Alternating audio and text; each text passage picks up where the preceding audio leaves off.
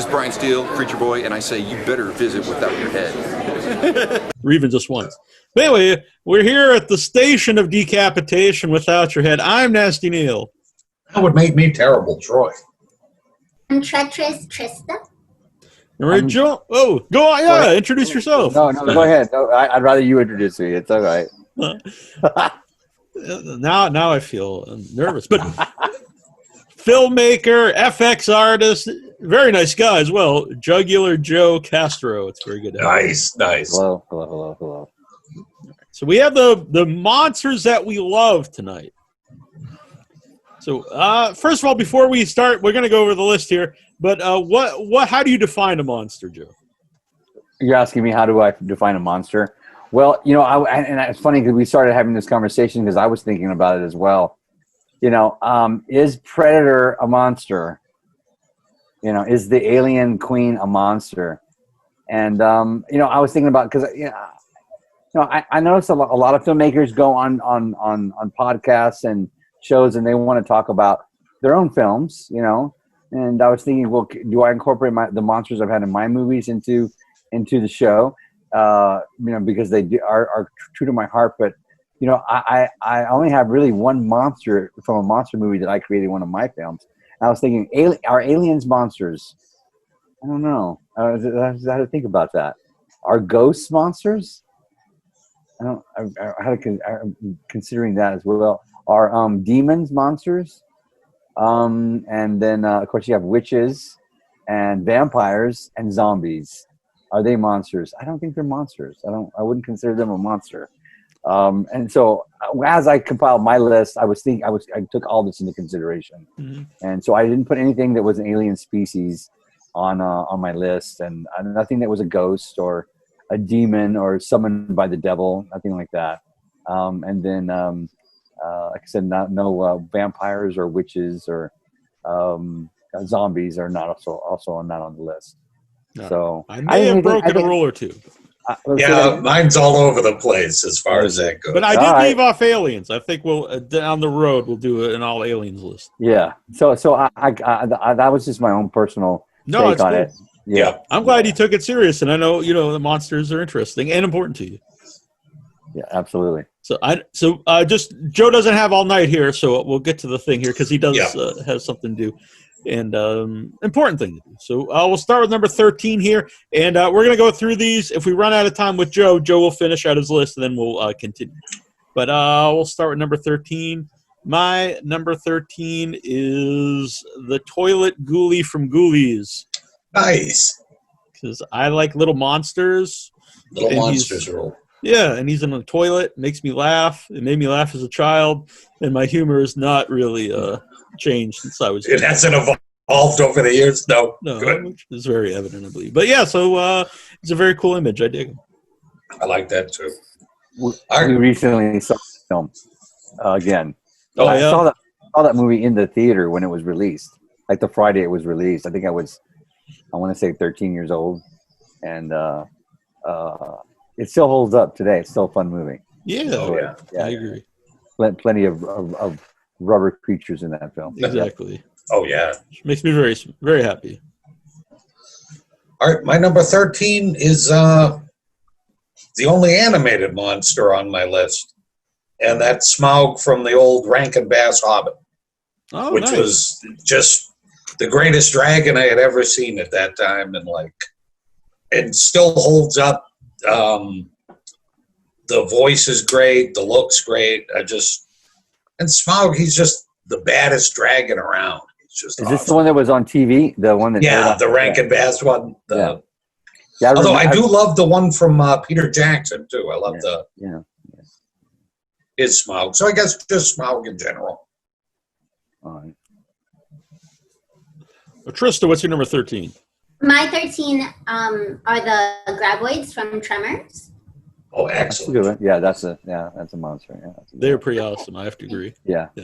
I saw that movie in the theater too when it was first released. I saw it at the Dollar Cinema in Panorama City here in the San Fernando Valley. Oh wow! I remember that very clearly. Still a good movie. Still holds up today. Yeah, it's a fun franchise for sure. Mm-hmm. Yeah. So I'm going to give you my 13 right now. Yeah. Okay. Well, I don't know if I put it in order of 13 to 1 to 13. Oh, I see. Yeah, I just have them because they're all very kind of important to me. Mm-hmm. But the one that I wanted to put on the list was the monster from Deep Rising. Have you ever seen the movie Deep Rising? Oh yeah. Yeah. Yep. Well, see, now that creature, like most of the film, the creature is a practical, like alien, like a creature arm that grabs people and kills them. But at the end of the film, Rick Baker, oh no, not Rick Baker, Rob Bottin, the man that that produced all the special effects for The Thing, designed the creature for the climax of the film. And it's really a really beautiful spectacle, the creature in that film. Even for being CG at the end, when you finally get to see the whole creature, it kind of is that aha moment, like back in the 80s or the 70s when they would never show the whole creature until the climax of the film and not give it all away, and they did it there. I think they did it really well in that film, Deep Rising. Yeah. Excellent choice. My number 12, I wasn't sure what to call him, so I'm calling Buttface from Society. And okay. I was just going to include all the people in Society because it's very gross. And I don't know if I consider monsters other people, and they're all growing into each other. And I actually saw Society for the first time like last year, and Michael Epstein was always telling me to watch it. And Buttface from Society. It's a very gross movie. About 2/3 of the movie is weird, but then the last hour, or last half hour of the movie is that's a Brian Yesna film, right? Yes. Yeah, we recently saw that again. It's a good film. It's a good movie, and there's plenty of practical effects. Yeah. In the film, I would consider that group of people monsters. Yeah. I think that's a good choice too. It's your number 12, Troy. My number 12, I've got the little ghost girl from Ringu. I don't know what her name is, but from The Ring, the girl that's trapped in the well, the movie, in the well, and then it's well. just a great image. Like she spooks the hell out of me. I think it's a great monster. Yeah, my favorite scene from that movie is when the horse jumps off that what is that, the ferry? Yeah, the island, the horse gets that's messed up. Yeah, that whenever an animal's involved, it's just always so scary. It is really weird that I think in horror movies people are okay with people getting killed. Oh yeah, it doesn't even faze me. Yeah. But you don't want to. I'm the same way. You even so much as look at an animal wrong in a movie and to die. You touch a dog and then it's all over. Yeah. So Trista, number 12. My number 12 is the Crypt Keeper. Oh, excellent. Thanks. I didn't even know. He's a really cool puppet. He is. He's the man. I wish I could. I wish I could do that laugh. Oh. Yeah. My number 12 would be I don't know what it is. I don't know what the thing is, but it's that thing from that movie The Keep. Have you ever seen The Keep? Oh yeah. Oh yeah. Whatever the hell that thing is, and it's just like, what is that thing? It's just it's kind of it's undescribable. It's just pure evil, I think, is what it is. I'm not sure what it is in the film, but it's like and of course it has the shape of a man, so. His man is probably the most evil thing on this planet. But I love the fact that everything in that film was practical. I mean, like all the effects and film practical. There's even like the very first time you see the creature in the film, it hasn't taken its pure form yet, and it's just this giant billowy cloud of smoke and two eyes, I think, and it's done as a practical effect. And if you watch it in the film, they built this giant mechanical rig of like some sort of a humanoid entity that had holes all over it, and they were pumping smoke through this machine. And so it enters frame, they pulled it out of frame and they showed it in reverse, and it floats into the frame, and all the smoke is moving back into the form. If you've never seen it, you have to watch it. It's probably one of the most marvelous practical effects. It's a hard movie to find because I don't think it's a physical release or. It may be VHS, but yeah, probably. But we saw it. We I think we downloaded it. We watched it through streaming once recently, so I know you can find it online. That monster has some really cool stuff in it. I think his name's Rassalam, at least in the book. I'm not sure about movie-wise. Yeah, because we had the author of the book on the show years ago. Which Oh, really? was Paul really Wilson. interesting. Yeah, Paul Really Wilson. Wait, who directed that film again? He went on to do like Manhunter and stuff, right? It was not Durbant. No, it was. No, it's a pretty big director, though. I'm sure. Yeah, pretty big director. Yeah. I saw that movie also in the theater when it was first released. I think it was 1984 or 83 or something like that. And like when I was growing up, every movie, no matter how big or small, had some sort of theatrical release because that's the only way you could make money from it. I remember seeing the Toxic Avenger in the movie theater. It was released. Yeah. I saw it at the movie theater. It was like 2 years ago, so it was much long after. Okay. I literally used to drive a 77 Chevy Blazer Bronco to school, and since I had the biggest vehicle, everybody would jump in my vehicle and we'd go places. And I remember like after fourth period, we cut the last two classes, and everybody jumped in my Bronco, and we drove to the mall and saw the Toxic Avenger, like the Friday it came out, yeah. And it was unrated, it was released unrated because they couldn't get a rated R rating. So at the time, you could not go into an unrated movie if you were under the age of 17.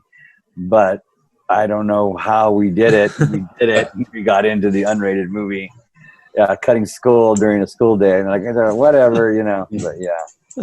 Good times. Well, obviously they're old enough; they're not at school. Fine, yeah. Good times, yeah. Number 11 is another small monster. You like small monsters? Blade from the Puppet Master movies. Oh, good choice. I kind of like all of them. I really like Pinhead too. I don't think he gets much love, but Blade's pretty badass. Yeah, yep. I think all the original ones are pretty cool. That was number 11? Yep. My number 11 is also a small creature. It's the Zuni Doll from Trilogy of Terror. I didn't even think I love that thing. Sweet. He's just awesome. Yeah. I love it when he's trying to get underneath the door with his little spears. Oh, yeah. And he made yeah. great noises, too. Oh, yeah. Everything was spooky about him. Well, have you watched it recently? No, it's been years since I've seen it. We saw it about a year and a half ago. It's fairly silly. Is it? It's fairly silly, but it still holds up. It's very entertaining. Yeah, and Karen Black's performance. Yeah, she's awesome in it. Yeah. Trista. My 11 is Bubba Hotep. Oh, that's awesome choice. Huge great choice. Everybody's bringing the good stuff. Now that's the Mummy that Elvis fights, right? Yes. Right. Yeah. Okay. Yeah, it's cool. That's a fun film. Yeah, I love that movie. Excellent choice. Sam Raimi always has a weird way of making things that are very scary, very funny. Yeah.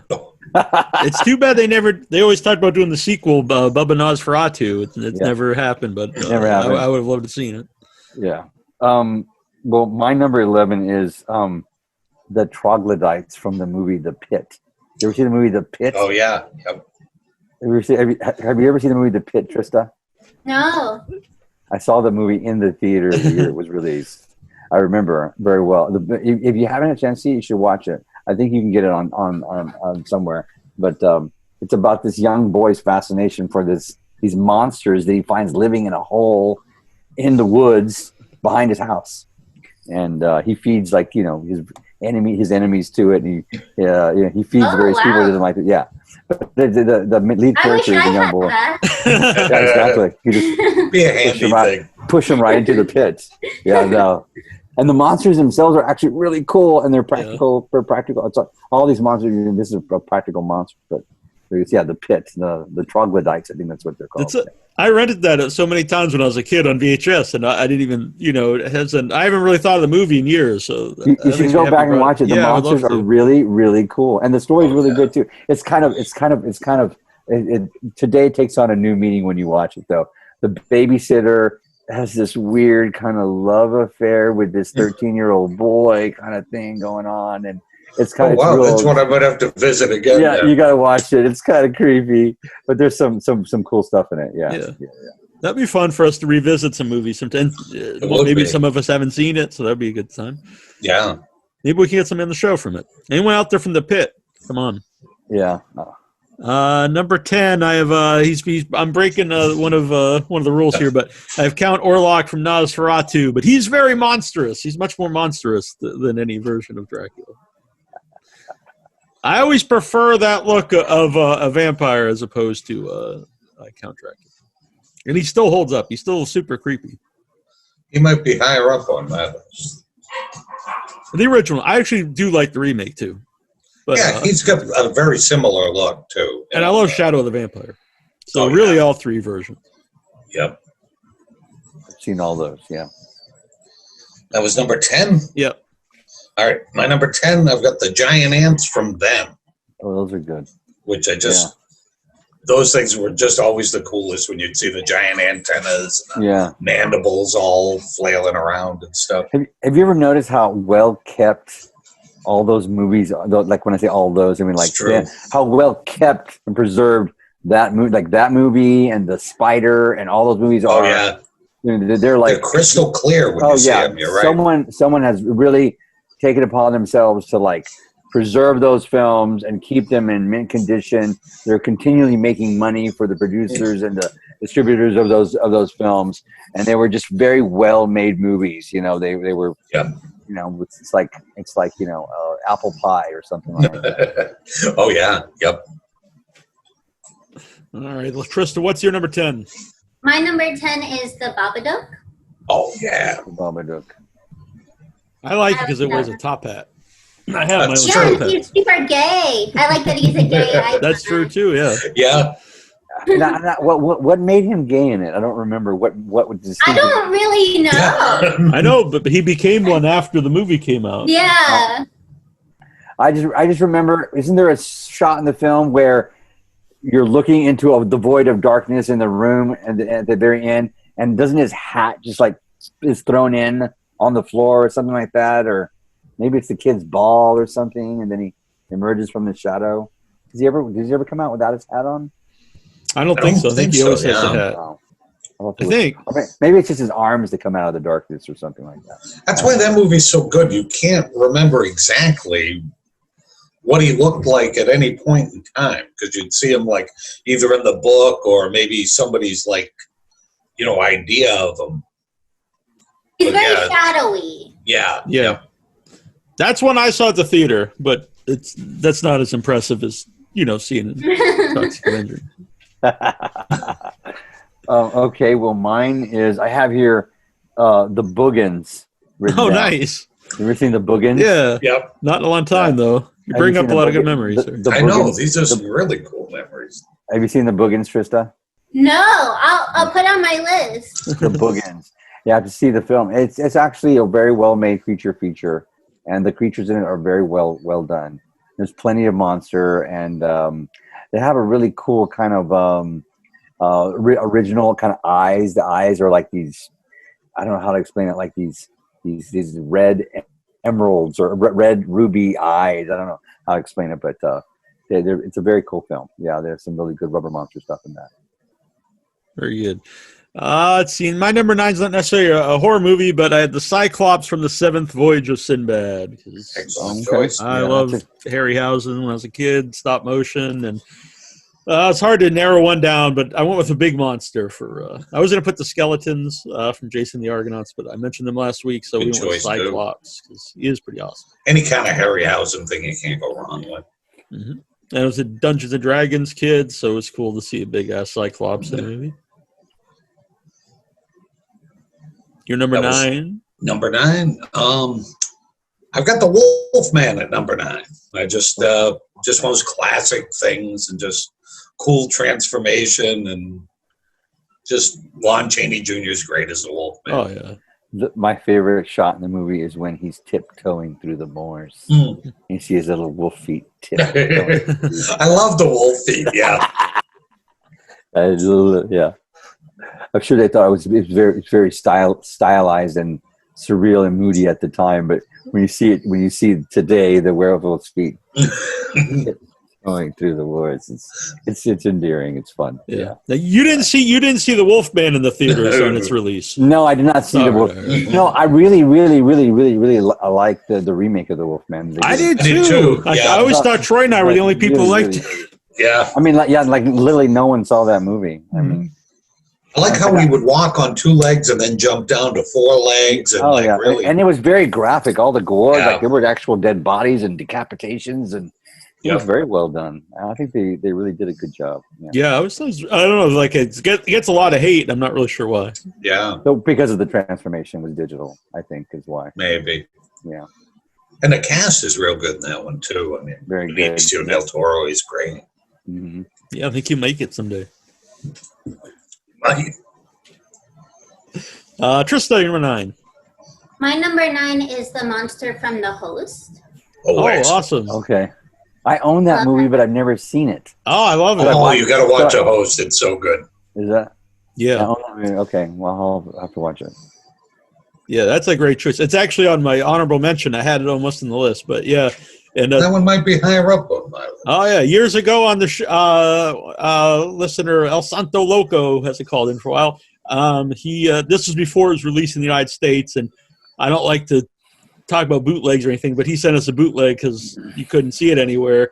But after then we bought an actual release when it was released in the States. But this was at the time you couldn't get it in the United States, and but he was all about it, before it really blew up here. Humor me. Is the creature is it completely CGI through the whole film, or is there some practical in it? I think it's CG. I think it is. It's all CG. Okay. But the movie itself, really cool. It's kind of like got this great family vibe. It's kind of about the people more so than the monster. And okay. And it's just a cool monster too. Yeah, the monster looks great though. That's what I bought it for, was the cover and the thing. Yeah, so I saw pictures of it before I got it. All right. Well, my number is number 9. Yeah, is the monster from The Beast Within. And because it has a really soft place in my heart for that film. One of my mentors, Rob Berman, him and his father worked on that film and made the creature for that movie. Have you ever seen The Beast Within? I don't think I have. I have, but it's been a long time. I wish you could just put up the trailer right now, so we yeah, can it would see. be pretty sweet. Yeah, The trailer itself is like, it's just, the movie definitely sells you on the trailer alone. It's a great trailer, and all practical effects, I'll have to look into that one. Lots of gore, plenty of all-star cast. Everybody, very, very good cast, and has an amazing transformation. This is when transformations were big. Cat People, American Werewolf in London, The Howling, and then Beast Within has an amazing transformation in the film and in the climax of the movie. In fact, the movie poster says, "If you can survive the last 30 minutes of the film," or something like that, he dares you to survive the last 30 minutes of the movie. It has this great transformation in it. Yeah. All right. My number 8 is I wasn't going to include zombies, but I don't consider this really a zombie. It's the mother at the end of Dead Alive, because she turns into this giant beast creature thing, and so honorable mention from me. It's pretty awesome. Yeah. I was going to put the rat monkey, but I was like, I don't know. The mother, it's just. Too. I never understood it as a kid why she just turns into this giant monster, but it didn't matter. And she's gigantic too. She's all over the place. Yeah. She's got giant boobies too. She's out of control. Yeah. That was number 8. Yep. All right, my number 8 is the Golem from the old silent movie. Where I like this stony look and just cool. Not my favorite movie. I think the ending's pretty lame and stuff, but I love the monster. The Golem's cool. Yeah, those old German horror movies they all are iconic. Yeah. All the imagery from them. You're number 8, Trista. My number 8 is Godzilla. Can't go He's wrong king there. of the monsters, and I grew up watching a lot of kaiju movies with my dad. That's a good choice. Yep. Yeah. I'm sure he'll probably be on other people's lists. Exactly. Yeah. Okay. My number 8 is the mutant monster bear from Prophecy. Love that one. I was thinking about that one too. I watched it not too long ago. There's that scene where the campers are out in the woods and they're trying to run away from him, and the bear like hits the sleeping bag, and you see Dow feathers go poo everywhere. Yep. And there's some really cool shots in the film with the bear too. There's that one where I think they're on like a motorcycle, and then they stop the motorcycle because they can hear something, and then you can hear it breathing in the woods, and the camera pans over to the bushes, and you just see a little bit of the monster's mouth going. It's like some really scary stuff. Have you ever seen that movie, Trista? The Prophecy? It's really Oh, wait, good. no, yes, I have. But I don't remember that scene. I've saw it a lot. That's like one of my favorite shots in the film. Yeah, you can hear the bear breathing in the bushes, and they pan over to the bushes. Yeah. One of my favorite movie posters too. I was gonna say poster of that. it also is a poster. I like posters that have nothing to do with the movie. I always think that makes me laugh. And that poster, like, it doesn't have anything to do with the movie. Well, but it's a great poster, though. The poster is the babies. It's one of its babies in its embryo sac, in the mother or in its mother's womb still, and they actually did make a mutant baby.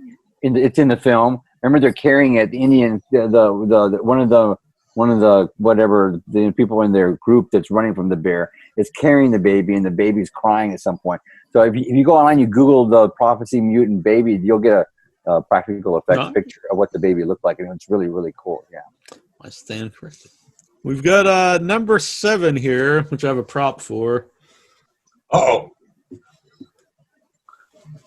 Nice. This is my which doesn't look right here with the headphones on, but we have with Stripe from Gremlins. Gremlins are beautiful. Again, I love all little monsters. Yeah. The Gremlins, just loved it as a kid. I still love it. And you can't go wrong with Stripe. Gizmo caca. No, that's a perfect choice. Great little monsters. If you ever wondered like what I would look like as a hat, this embodies it because it's very dumb. Wait, where do you get a hat like that at? Yes, it was handmade for me. Yeah. Nice.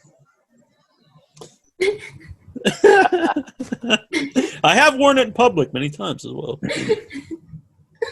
I'll wear it again next time I'm out in LA for everyone. I think Neal's dream is to have a hat of every monster that we'll talk about. Yeah, if anyone's out there wants to make me hats, I'm all about it. My number 7's already been mentioned, and that's the Cyclops from the Seventh Voyage is in bed. Awesome. Well, excellent choice. Yep. Trista. My 7 is Torok, the troll from Troll. Nice. I'm not familiar with that. Which troll is that? He's like the main troll. The evil troll. Oh yeah, the little one that goes the one that runs around and sticks. Oh, I know what you mean. Yeah. That's very. I was thinking the big hair trolls, and I was like, wow. From like Troll Hunter or something. From the little toys and stuff. But no, that's an awesome choice. Actually, no, yeah. Saw that one in the theater too when it came out. I think it was like 1985. Yeah. That's when Empire was big. Yeah, Charlie Band used to get all of his movies were theatrical releases. You know, I saw Parasite in the movie theater. Oh yeah. And it was in 3D and Troll and I saw Ghoulies the weekend it came out in the movie theater. Nice. Wow. Yeah.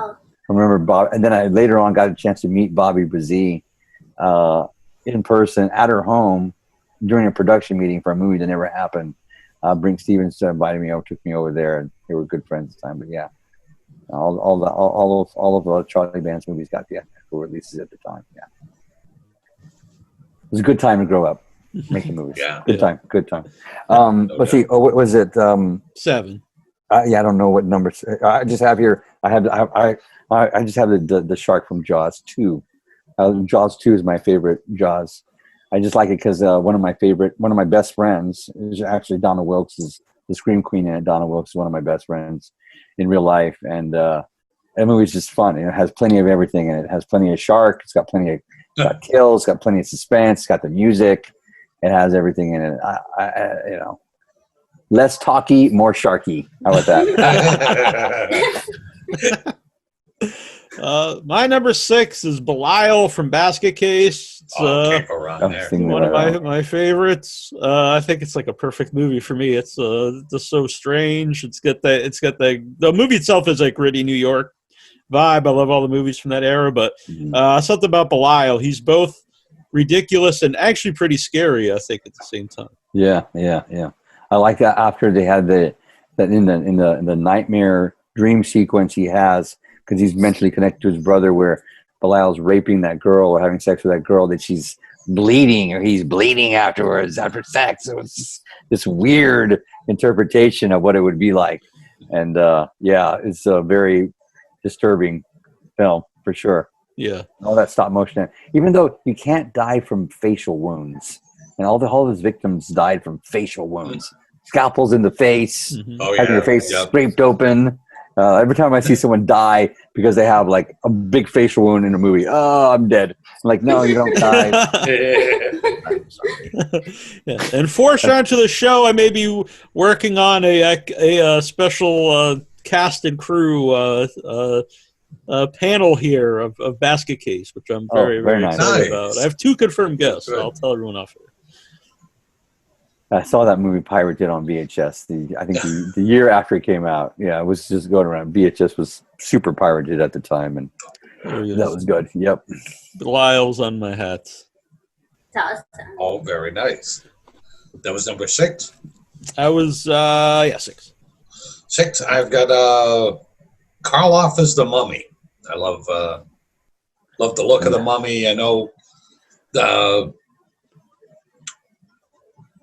he isn't really in the Mummy get up the entire movie, but just when you first see him, I love that look. I agree. Yeah, he was. Go on, sorry, Joe. That's the second Mummy we've had on the. I know, that's true. Yeah, the Mummy's a good one. Yeah, it's great. He was almost on my list, but then I was like, I can't just list all the Universal Monster movies. I know. That was my problem, too. I'm just like, wow, this list shouldn't be all Universal Monsters. He doesn't cheat. Be like Brian the other week. He was just like, he had like 10 movies. Yeah, my number 4 is 6 different monsters in one. This was a tough list, though, because I think I've got like 80 monsters that I just wrote down at random, and then I was trying to narrow them down. It was tough. All right, Trista, you're number 6. My number 6 is the Stay Puft Marshmallow Man. Oh, nice. I love it. Very cute. Yeah, he's very cute. Yeah. All right, Joe, you're number 6. Let me see. Number 6 is number 6. I have here number 4 already. What did I miss something? No. Maybe I don't have as many on my list as I think I do. I have here the Chupacabra. Oh, awesome! That's from the movie that I did. I made the first Chupacabra movie ever. And Troma released it. It's called Legend of the Chupacabra. And we made a full scale creature suit. It was the first one of its kind. That's awesome. Awesome. Yeah. I need to find this. The Legend of the Chupacabra. There's a Chupacabra autopsy in the film. Oh, really? Awesome. So yeah, it's a movie. Actually the movie came out the same year the Blair Witch Project was released, and it's also a mockumentary. Oh, and really? we were shooting Legend of Chupacabra the same time they were shooting the Blair Witch, and we had no idea they were doing it. So it's basically about a team. It's a team of critical zoology students that are trying to track down the actual Chupacabra in South Texas, and they encounter all these curanderas and the legend and the folklore and the sheriff and all that, and at the end they get the Chupacabra, but then they perform a Chupacabra autopsy and kind of explains all the myths behind like the sucking and whether or not it's an alien and this kind of stuff. And so if you like practical effects and lots of gross stuff, you'll love Legend of the Chupacabra. Yeah, I do. So Yep, that sounds like us. We're good with that. Yeah, and the whole movie is like I said, it's shot like a mockumentary style. So which I also like. In fact, most people don't know this, but the movie was such a big hit in Japan that it was actually played on primetime television on New Year's Eve in 2004. Oh, sweet. As a movie, at night. And so, it was such a big celebration because we actually We shot this surveillance footage of the Chupacabra, and we made it look like it was from an actual camera that was put in a barn.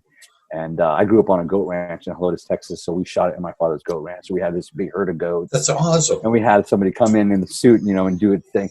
And it was played off so believably that the Japanese people played it off as actual footage of the Chupacabra. They flew over from Japan to Los Angeles, where I lived at the time, interviewed me, and then we took a plane from Los Angeles to my father's goat ranch, the entire crew, and we reenacted the scene so I could show them how it was portrayed. And that's badass. I love that. I'm very honored. And so when you said the Chupacabra, the only, I think, Chupacabra movie I've seen was a made for Sci-Fi Channel one, where they're all CG, and I think Eric Estrada's in it. Oh, okay. No, I haven't seen that one.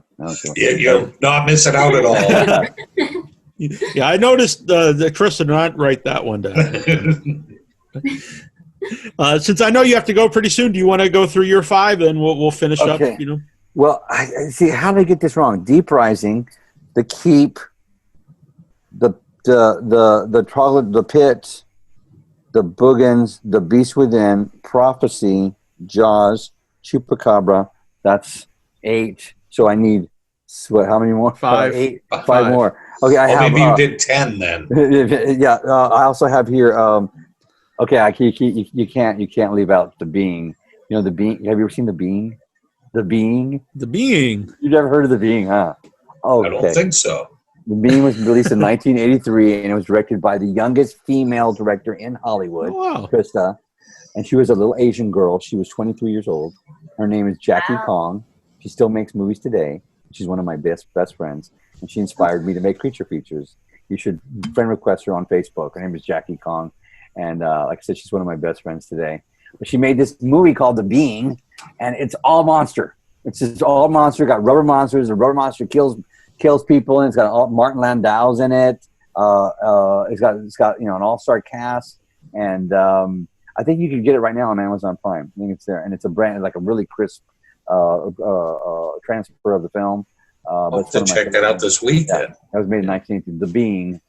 I also have Godzilla on here. Godzilla, the Smog Monster, is the movie that actually got me into doing special effects, and I guess I'll put both of them on there, Godzilla and Godzilla versus the Hedorah, and then I have a Biollante, but the monster Biollante, the you never heard about Godzilla versus? Oh yeah, Biollante? Yep. Oh, it's like it's probably the largest monster that Godzilla's fought in scale, as opposed to what you see in the climax is like the largest Godzilla monster. And then at the top of my list, I have the Parasite Creature from David Cronenberg's Rabid. That's probably one of my all-time favorites. Yeah, Have you seen that film? Oh yeah, yeah. They're that weird with the thing that comes out of her armpit. Oh yeah. Yeah, that just what kind of imagination comes up with that? What kind of just morbid imagination. And through most of my career, I have tried to make movies that are truly original. It's hard to get people to like movies that are truly original. It's true. It's very hard, and I've fought an uphill battle to get where I am right now.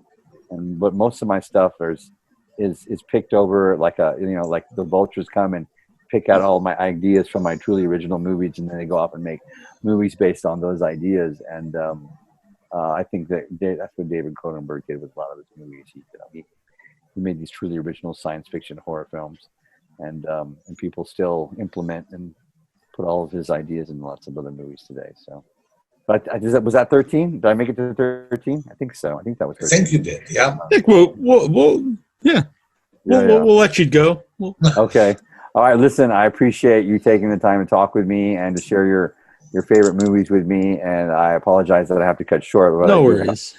We totally understand. My furry son, Jimmy, and our dog is at the vet. He just had minor surgery today. So we're going to go pick him up right now. And I love you all very much. Thank you for love you, Joe. It's always great.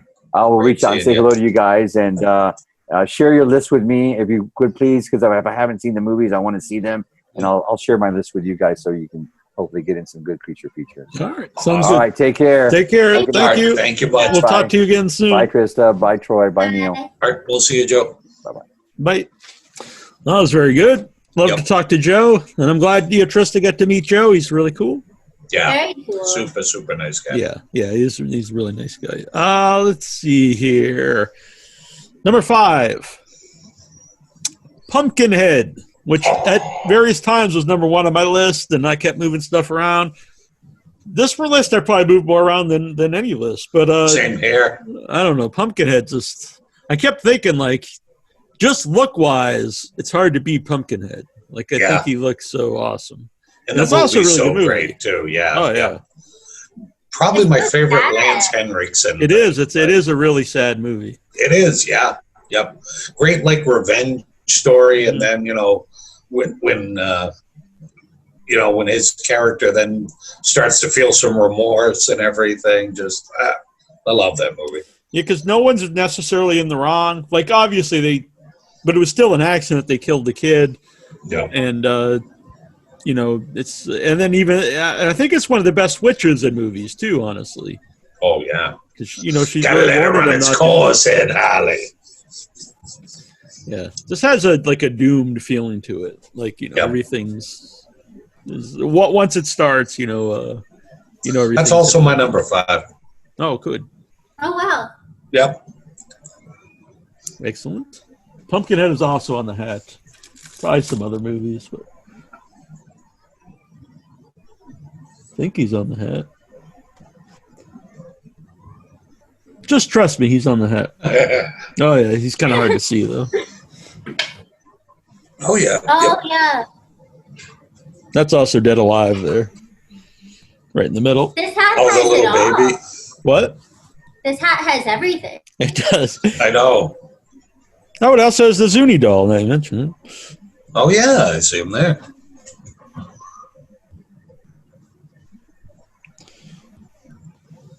It really is a work of art. I love that hat. But even has one of your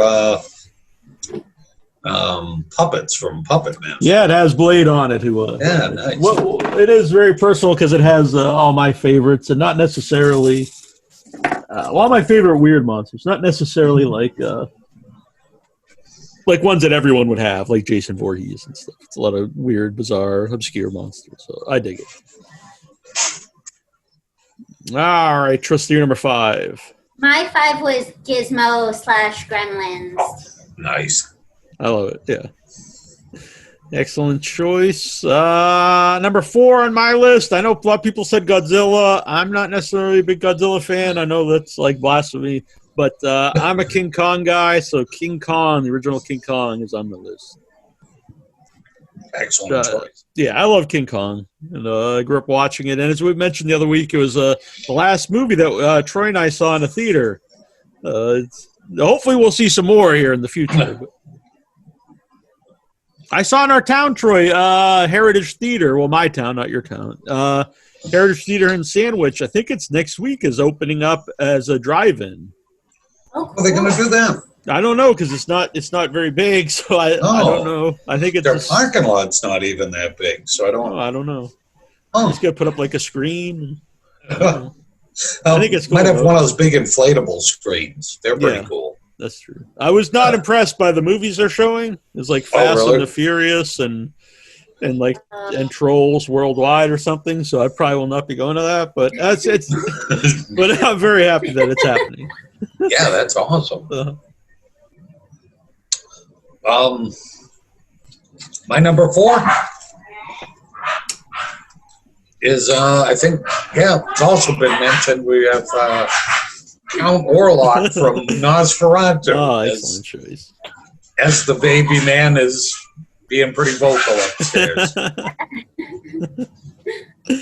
don't know what's going on up there. Yeah, excellent choice. Excellent choice. Number 4. My number 4 is Doug Jones as the Fawn and also the Pale Man in Pan's Labyrinth. Can't go wrong with that. Yeah, it's so cool. It is. I mean, that's like an iconic image, of not, and it's really not that old, Yeah. And it's been copied in other things. I think after that, you started to see, eyeballs popping up in palms. Well, and Benicio kind of went back to that himself, but that's such a great movie too. I'd forgotten about that. Have you met or worked with Doug Jones, Trista? I've met him, and it's funny that you say that because I almost worked with him. A friend of mine worked with him, and then he kind of had a project in mind for us that just didn't come to fruition. But that's weird. It's random that you happen to say that. Yeah, well, that's very cool though. He was almost on the show for I forget which movie, but it might have been the Nosferatu remake, which I don't think actually happened. So that's probably why he didn't come on. But maybe we can work it out. That'd be pretty awesome. Oh yeah. Well, maybe not now. He's won an Oscar. Well, the movie's up for an Oscar. We'll see. Number 3 this one's also was not my number 1 for various points here, and depending when I write this list, it could move up to number 1, and that is Fluffy from the Crate and the Creep Show. Oh, can't go wrong there either. I feel like I talk about Creep Show every show, but it deserves it. Creep Show is awesome. And one of my favorite liners for the website, we try to get the guests to say, this is so and so. Listen without your head. Is no, I'm not going to remember her name. Who's in the crate, Troy? Adrienne Barbeau. Yep. And I was like, can you say for the liner, just tell it to call you Billy? And she was like, absolutely. So she's like, I got to remember the voice I used in Creep Show. Oh, she did it perfectly too. It was great. So the liner makes me happy. It's like, this is Adrienne Barbeau, but just call me Billy. And you're listening without your head. It makes me very happy. But yeah, you can't beat it. It's awesome. That was number 3? Yeah. Okay. My number 3 is The Thing from John Carpenter's The Thing. Excellent. Because you have so many variations of monsters from it. Just badass critter, just cool monster. I totally agree. Just real quick, so I think there's like a huge delay on the Facebook page. I'm sorry, but I don't know why. I think the live stream is still showing Joe Castro with us, unless he's here. And oh wow! And I don't know, but so it's like on a 10-minute delay. I think. Yeah, it's a huge delay. I don't know what's going on, but it seems to be recording perfectly. So you're wearing your Gremlins hat on there. Yeah, I just noticed that. I was like, what? It's like an alternate reality or something. But The Thing was on my list, but I did not include Alien, so I took it off. But I know. Yeah, I agree with you, though. It's like, what I was like well, if Joe was still here, I might do the switcheroo and put another critter from my list on there instead. Yeah.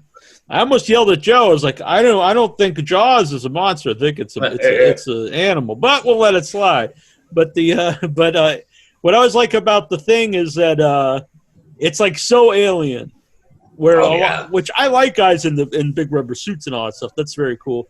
But like the aliens in The Thing are really otherworldly. They're so weird. Also the Blob, which wasn't my list, but it's also But I like that about them, that they're not humanoid at all, except for that they take over human parts. But what I'm saying. Right. But that's for monster movies. That's like one of the holy grails, I think. Just nonstop monsters. All right, number 3, Trista. My 3 is Edward Scissorhands. Oh, nice. Oh, nice. Thanks. I can't do Scissorhands. You don't have the I had Scissorhands. so much empathy for him, Oh, yeah. And he's such a human monster. Mm-hmm. Yeah, much like one I'll get to, but yeah. Me too. Maybe we all have the same number 1. Yeah, I think we probably do. That's a very good choice. I personally like monsters I like a monster just that I just have fun with too, but I do like a monster that you can feel sympathy for. Really a monster through no doing of their own. Yep. Well, most of the critters are like that, though. I mean, even you could say that about really all giant my ants guys. from them. They didn't ask to be giant ants. Right. I don't necessarily feel sympathy for them, but Yeah. I totally see what you're saying. They're just being ants. They're just big. Yep. All right, my number 2, the creature from the Black Lagoon. Also, my number 2, Gilman's right there. Yep. Yeah, and I think it's. I mean, the underwater scenes are some of the nicest looking shots I think ever filmed in a movie. When the Gill Man is like parallel with her swimming and he's swimming along underneath her. It's really a pretty scene, and it's an awesome movie. I think it's a lot of it's before its time. As you watch it now, there's a lot of stuff about the environment in the movie, which I don't think were in a lot of people's minds in 1954. I mean, well, it's probably on their minds, the directors and stuff, but I don't think it was like a big talking point. But there's like even a shot where this really has nothing to do with Monster, but they throw the cigarette in the water and it just kind of sits there, and it's just like they're invading this guy's home and polluting it. So this is why he wants them out of there. But just as a monster, he looks awesome. Oh, the costume's just the greatest. I mean, like all the face and then the claws, just everything about it. Mm-hmm. Tough to beat the creature from the Black Lagoon. And then Trista mentioned Doug Jones, and then it's sort of like the indirect sequel or The Shape of Water, which that's my number 2. Oh, I'm sorry. Oh, I'm sorry awesome! So we all did the aquatic number 2. Yeah. It's a derivative, but I like him as the amphibian man. Oh, yeah, I love it. It's amazing. That was my favorite movie that year, and when it won, it was like very exciting. Yeah. I really thought it was a beautiful movie when I went to see it in the theater. Again, not as impressive as Joe seeing a movie, back in the 80s. But well, I was going to hit him with I saw Godzilla versus the Smog Monster when I was 4 in a double feature of Godzilla at Airport Cinemas in Hyannis. Oh, yeah, that's not there anymore. Yeah, no. They do the double feature of Godzilla's on like Saturday. It was a lot of fun. It's weird to think that because even before this, where now obviously you can't go to the theater, but no one knows this unless you live like on Cape Cod. But there used to be 2 theaters right across the street from each other, the Airport Cinema and the Mall Cinema. And it's weird because like that wouldn't really happen now around here because like even when people go to the movies, like I don't think there'd be enough interest to fill up 2 theaters like directly across the street from each other. But back then, people went to the theater all the time. Yeah, it's true. Well, I think back then that was the early 70s. I think it was $1 to do the double feature. Oh, so well, I wasn't around. It was then. pretty cool. No, I'm not quite as old as you. It's true. Nope.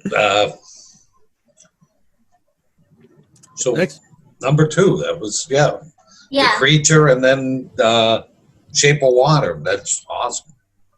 Did you want to add anything to Shape of Water, Trista? Because I love that movie. No, I love that movie. I think it's a beautiful movie. I'm a big Guillermo del Toro fan. His stuff's always so good.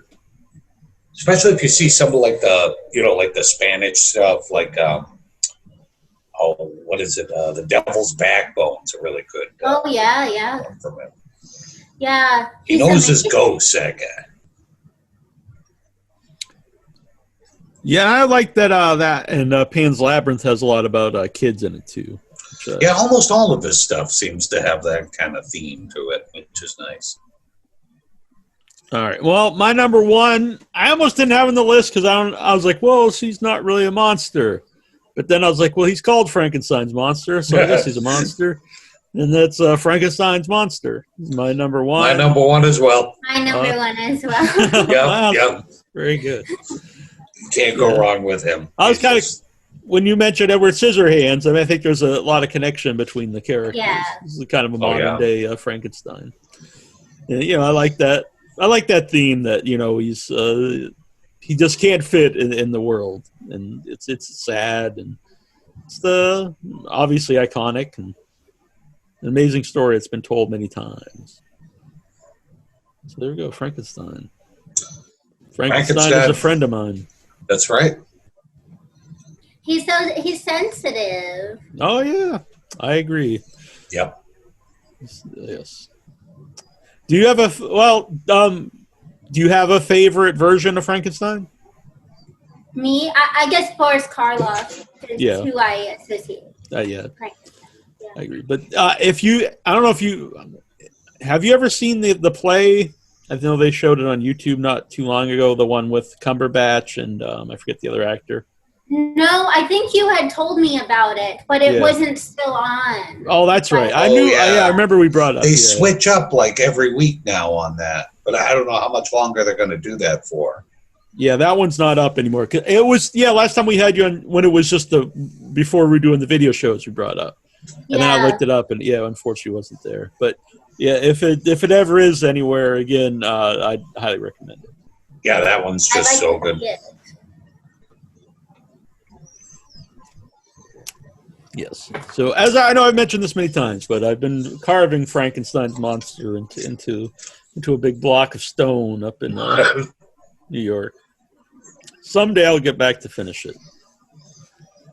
It's kind of cool. Yeah, it's cool because I worked on it like I think 3 times. So I would go for a weekend and work on it in like every year. And then when I got sick and stuff, it stopped happening. So I haven't worked on it for like 5 years, maybe. So he's still up there.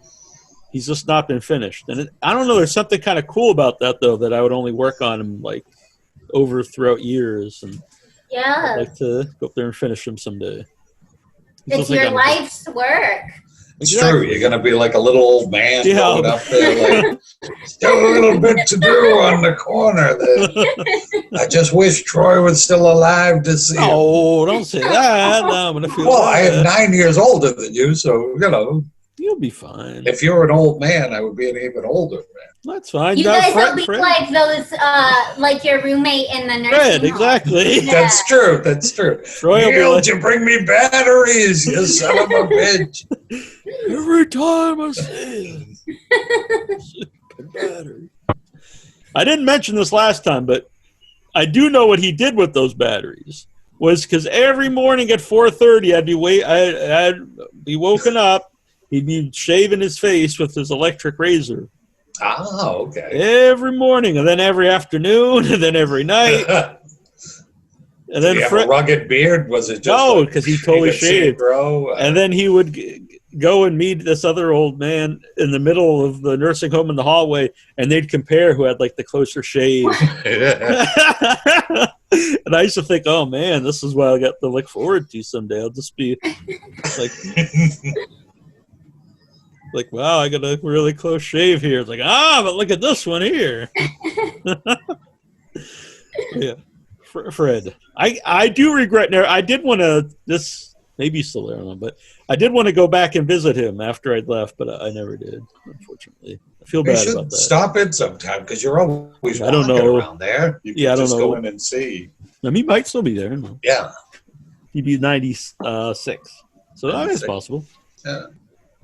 I remember he had very nice hair. I was kind of jealous of his hair. I was like, man, he's got a lot thicker hair than I do.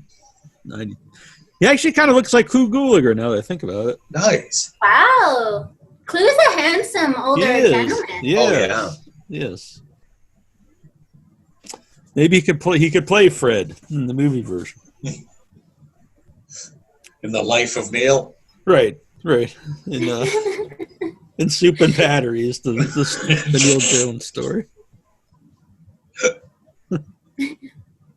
So I was thinking too when Joe was on, he was like recommending a lot of stuff. We could do like the Joe Castro creature feature. I don't know what we call it, but anyway, like we could go back and watch the movies that he recommended and review them here. That's a great idea. True, or any of the ones that any of us haven't seen.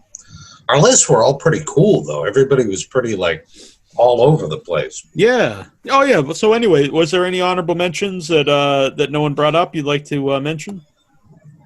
Pennywise. That's a good one. Pennywise? Yeah, Pennywise is a good one. Pennywise is great. I took Pennywise off because I think Pennywise is an alien. But yeah, I kind of did, too. Joe kind of browbeat me into that one. I was like, oh, man, I have to do some switcheroos on my list. I thought the same thing because I don't know if it's necessarily alien from another planet, but it's definitely like another dimension, which I don't know. You know, is that technically the same thing? You know what I mean? Interdimensional demon and an interplanetary alien. I don't know. Could be. But it is a very good choice. I like both versions of the movie Pennywise. I know some people don't like one or the other, but I think they're both done very well. They're just different, which I like too. I don't think you'd want to just do the same exact thing again. But I do think, because I like some stuff of the miniseries better than the new one, and I do actually like some things better in the new one, and I do like that the Pennywise in the newer one is more otherworldly. He does come off more like he is this otherworldly creature. Oh yeah. Where the first movie he does later on in the movie, but a lot of it is he's like which I love too, but he's more of like an evil clown. Yeah. But I think an honorable mention is worthy of the gremlin on the wing of the plane in Twilight Zone. I actually have that here too. Yep. Yeah. That is awesome. Something on the wing of this plane. Huge fan of Twilight Zone. I like both versions. I didn't see the new TV version of that. I've heard it's not good, but I've not seen it. So I haven't seen it either. Me either. But yeah, I like both of them are pretty cool. But I think I probably like the Gremlin in the movie version. He looks cooler, I think. Yeah. The TV show, it's the original, but he's in a weird kind of furry suit. But he's still pretty. I don't remember his look that well in the. He's got like a furry suit, I think. Does he? Yeah, he's kind of big and bulky. Okay. I think he looks cooler in the movie version. I got the. But then a lot of our honorable mentions, like somebody had him on one list or another. Yeah, same with mine. Right. Yeah. I had a couple here. I had Jabba the Hutt. That's a great monster. Yeah. I guess he's also an alien, but he's pretty awesome. The Blob is awesome. The monsters from The Descent. I think. Yeah, that was on my honorable list too, because those critters scared the shit out of me. Crawlers, I think. Is that what they're called? Yeah. Yeah, they were creepy as hell. What's really interesting about that is a theater, Coolidge Corner, and they do Coolidge After Midnight. Well, they used to, and they would show midnight movies. And 1 month they did all vampire movies, and one of them was The Descent.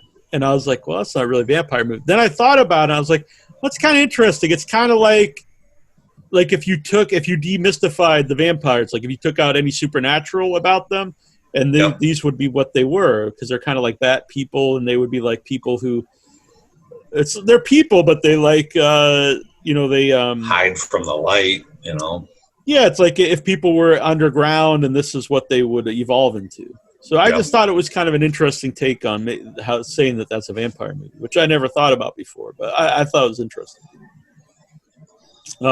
Jack Brooks' Monster Slayer. I just think it's a fun, underrated monster movie. Robert Englund. I think that's all. Cue the Winged Serpent. Oh yeah, there's a good monster too.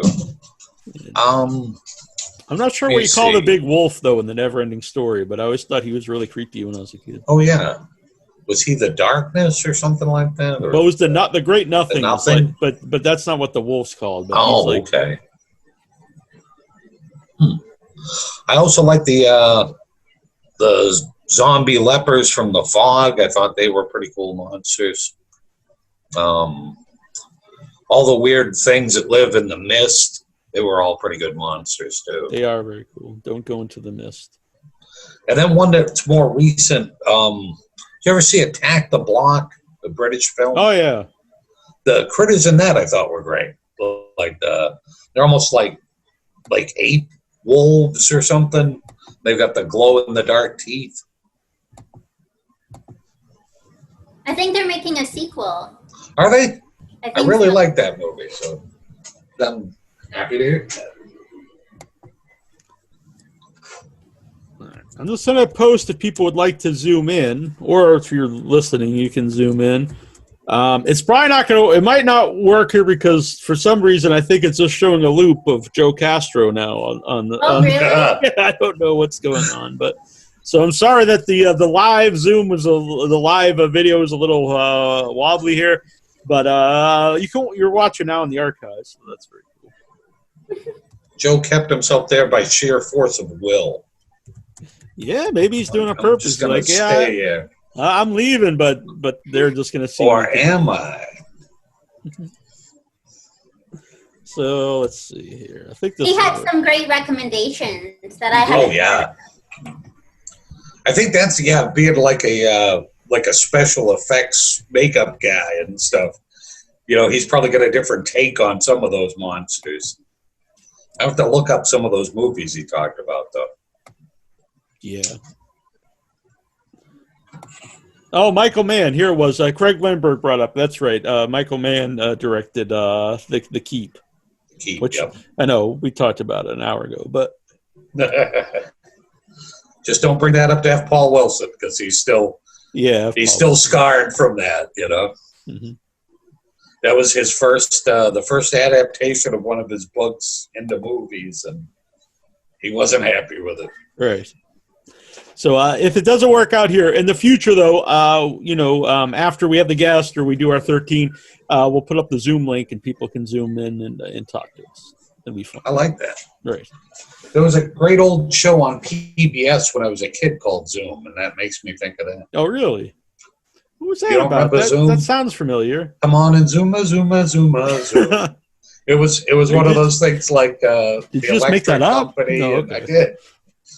It was because of Zoom that I discovered what a sazy was, because self-interested. Yeah, they do all kinds of things like, hey, we're going to make a pretzel on this episode. So if you want a great recipe for a pretzel, send a sazy to Zoom, and we'll send you the recipe. So back in the day before these interwebs, this is like the stuff we had to do then. Mm-hmm. Is this like those stories like I had to walk up hills both ways to and from school? It is. Like back in my day, we had to send in an envelope. Now that monster, if he was in a movie, was that a nerd on my list? The Great one? I just no, he's from their football team or their Blood Bowl team. Oh, really? So I just painted him up recently. Wow. Awesome. I thought he was pretty cool. Yeah. He made him all nice and slimy looking and got a good eye on his tail. You have to name him. That's true. What is a good name? It could be a contest. Yeah, that's true. Name this guy. We could put up a picture. Yeah. But I do like him. He's pretty sweet. I got my Trejo's taco hat on. Nice. Yeah, I noticed that. Yeah. Very LA of you. Right. I thought I lost it. I was very sad. I was like, man, I lost my cool LA Trejo's taco hat, and then I found it recently. But when I was in LA, I thought this is what everyone does in LA. They wear all stuff I knew they did.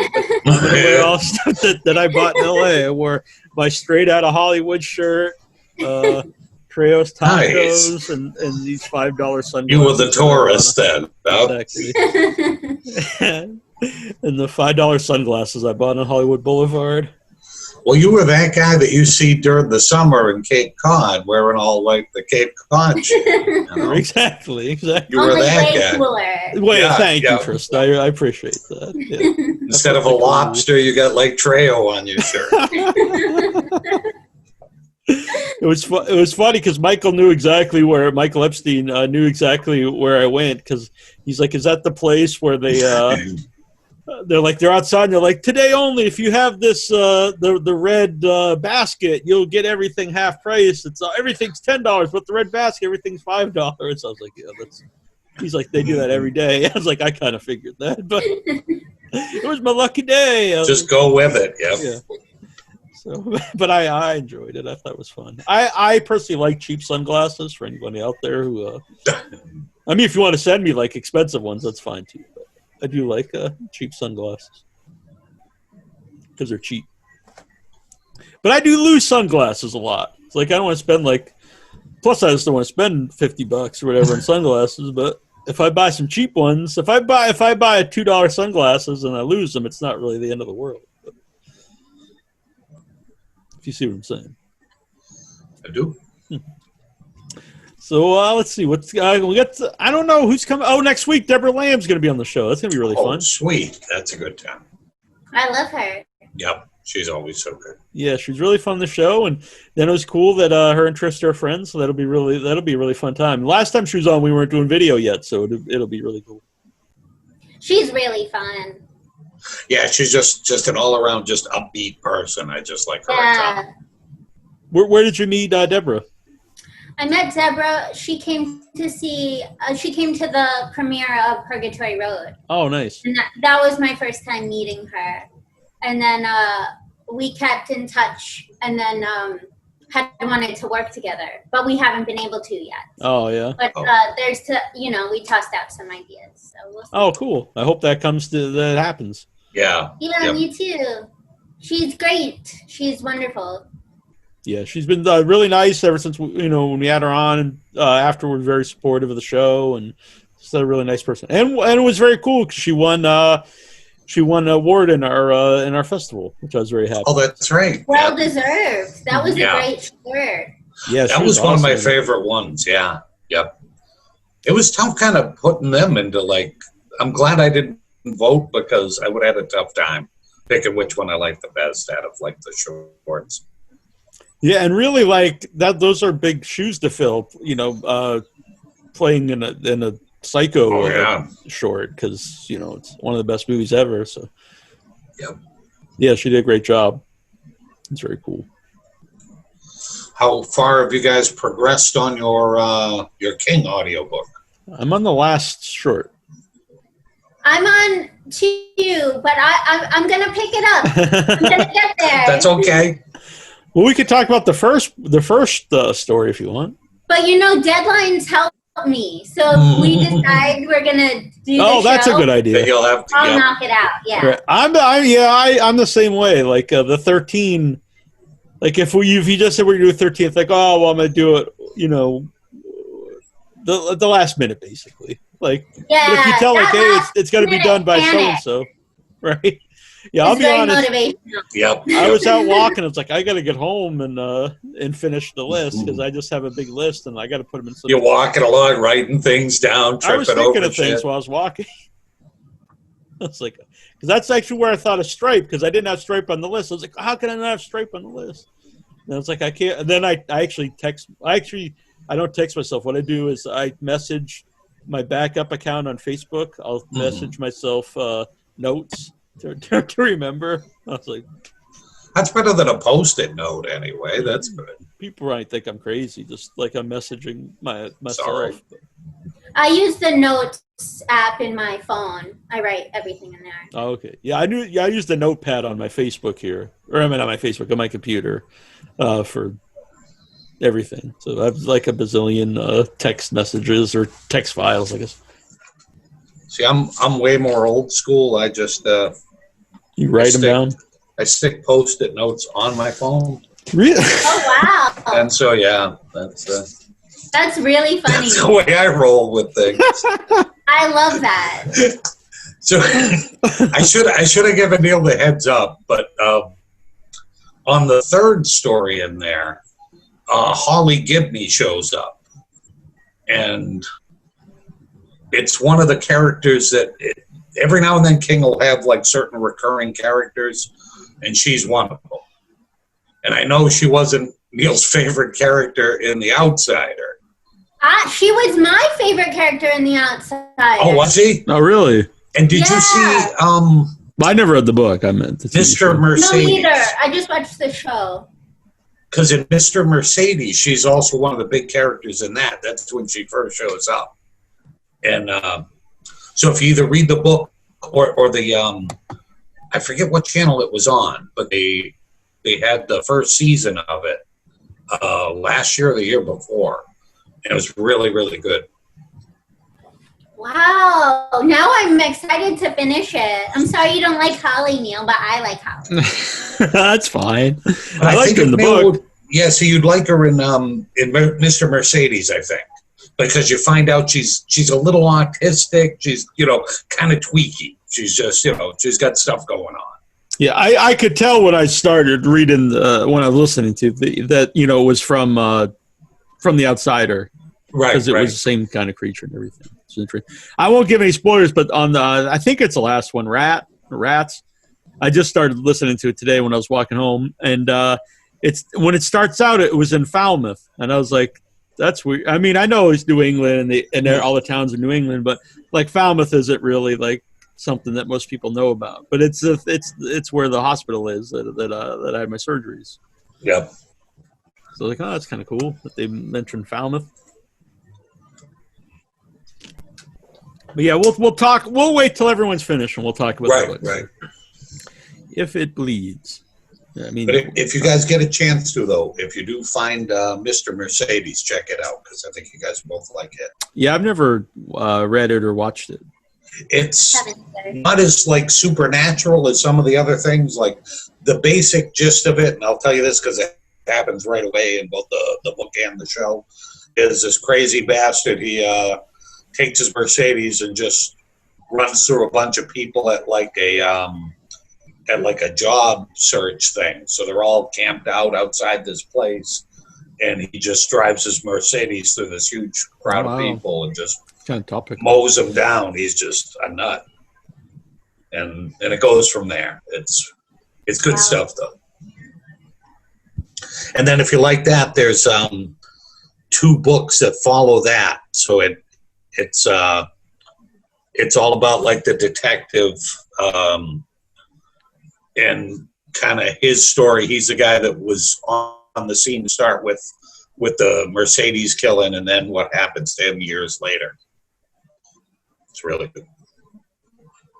Yeah, and I saw the we just had Max Brooks on the show. Actually, it's been recorded for a month, but I couldn't release it. But his book Devolution is out, and it's already out in audio too, and it's read by a cast of a whole cast. Also, kind of like his zombie one then. Huh? Yeah. Oh, great. It came up in the interview why he does the audiobook so soon is when he grew up, he was dyslexic, and so he couldn't physically read the book, so he listened to them, and like they weren't as readily available then, and so his mom would go to like, I don't know, library for deaf people or something, and get them for him, and now that he writes books, he tries to always have them out in audio. That's pretty cool. Yeah, I like that. And yeah, so that was a really cool interview. You guys check that out. That's only on the podcast. So go and subscribe to the podcast and check it out. And thanks, Debbie Rashawn set that up. That was very nice of her. Oh, that's This is a pretty awesome. big interview. Yeah. I like her. Is his new one also like It's about kind of a Bigfoot. horror thing? Oh, yeah, nice. it's about Perfect. Bigfoot, but it's like a serious Bigfoot. Because you think Bigfoot, you tend to think like something silly. But yes, I haven't read it yet, so I don't know. But it's a serious Bigfoot. But I'm looking forward to it. Sounds good. So anything else that you've seen recently you'd like to mention here, Troy or Trista? I know we saw a movie last night, and we did an interview for it today. It was really cool. Oh, are you telling what it was, or? Oh, yeah. It was Followed. Oh, okay. Yeah, and it comes out tomorrow at the or Friday, whenever you listen to this, or possibly today if you're listening to this when it's up. At the drive-in, which is pretty cool. And then later this month, it'll go to more cities, and then eventually on video on demand. Oh, very nice. But yeah, it was a really cool movie. The interview's great. People made it really nice, and Trista was really I liked it too. But Trista was because she knew about like the story of the actual hotel, which was pretty cool. Oh, okay. So I have to look into that one then. Elisa Lam story? I don't think so. No. It's very interesting. You should Google it. There's a doc being made about it now. But Elisa Lam. Okay. yeah, there's this hotel in downtown LA called the Cecil. They changed the name, I think, to Stay on Main because it had such a bad reputation. Oh, And okay. then also like Richard Ramirez lived there. Wow. And a lot of American Horror Story, the hotel season that was based. Yeah. Oh, okay. Wow. and I was gonna do a paranormal investigation there at the Cecil, but they're infested with bed bugs, so we didn't go. But the Elisa Lam is a really fascinating story. Basically, it's this woman. She was a tourist. It's a real story, and she was staying in this hotel, and she was found in the water tower, kind of like dark water too. It inspired a lot of films, I think. But she was found in the water tower there.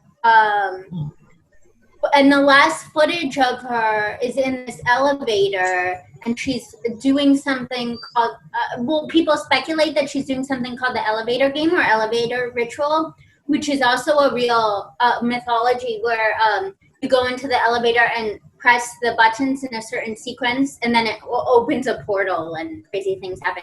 So there's real found footage of this woman before she died in this elevator in the Cecil Hotel, pressing the buttons in a certain sequence. And so there's all these conspiracy theories. It's a very interesting story. Yeah, that sounds pretty cool. I'll have to look into that.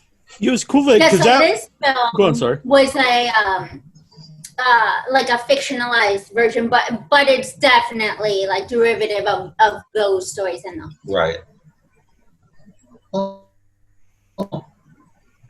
Yeah, and it's cool because I didn't know that at all, and it didn't affect my viewing. But I always think that if you add stuff in a movie or a story that is based on reality or like something that real mythology or whatever, it adds some realism to that, even if you're reading it or watching it and you don't know that. I just think it kind of it has like sets itself up into the real world, and it adds a bit of reality. How did you get into that, Tristan, to like the paranormal investigation?